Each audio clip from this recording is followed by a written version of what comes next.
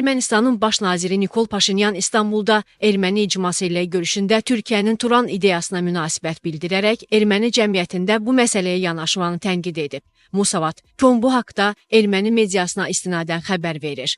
Ermənilərin panikaya düşməsini başa düşmürəm. Türkiyənin məqsədi Turandır. Bəs nə olsun? Onlar Ermənistan ərazisindən keçmək istəyirlərsə qoy keçsinlər. Bu pis bir şeydirmi? Biz özümüz sülh çarpazı layihəsi ilə bunu təklif edirik. Deyirlər ki, şimala, cənuba, qərbə və şərqə getmək istəyirik. Biz də cavab veririk, gedin. 21-ci əsrdə sərhədləri bağlı olan ölkə təsəvvür edə bilirsiniz, deyə Paşinyan bildirib. Maraqlıdır, görəsən yaxın şərqdə vəziyyətin bu qədər qarışıq olduğu bir zamanda Nikol Paşinyan Türkiyəyə niyə yollandı? Onun Erdoğandan istəyi nə oldu?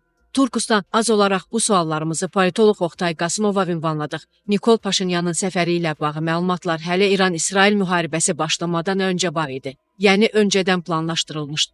Paşinyanın səfərinin səbəblərinə gəldikdə isə bunun iki əsas səbəbi var. Bunlar həm daxili, həm də xarici səbəblərdir. Belə ki, Paşinyan hazırda Ermənistanda kifayət qədər təzyiqlərlə üz-üzədir. Müxalifət ona qarşı impeachment başlatmaq istəyir. Doğrudur. Bunun ciddi nəticə verəcəyi şübhə altındadır. Başqa tərəfdən Paşinyanla erməni kilsəsi arasında münasibət getdikcə kəskinləşir və bu qüvvələr hamısı birlikdə Paşinyanı devirməyə çalışırlar. Məlumdur ki, gələn ilin iyununda Ermənistan parlament seçkiləri keçiriləcək. Paşinyan da məhz bu seçkilərdə məğlub olmamaq üçün bütün imkanlarını səfərbər edir. Seçkilərə qədər Azərbaycan və Türkiyə ilə münasibətləri normallaşdırmağa çalışır. Xarici səbəblərə gəldikdə isə Rusiyanın Ermənistana təzyiqləri artmaqdadır. Həmçinin Paşinyan artıq nə ABŞ-dan, nə də Avropa İttifaqından umduğu dəstəyi ala bilmir. Çünki Trumpın başı daha böyük problemlərə qarışıb. Ermənistanın ən böyük dəstəkçisi sayılanın İranın da bu vəziyyətdə olması Paşinyanın Azərbaycan və Türkiyə ilə münasibətlərinin normallaşdırılmasını ciddi zərurətə çevirib. Bu səfərdə də ikitərəfli münasibətlər, Qafqazdakı hadisələr,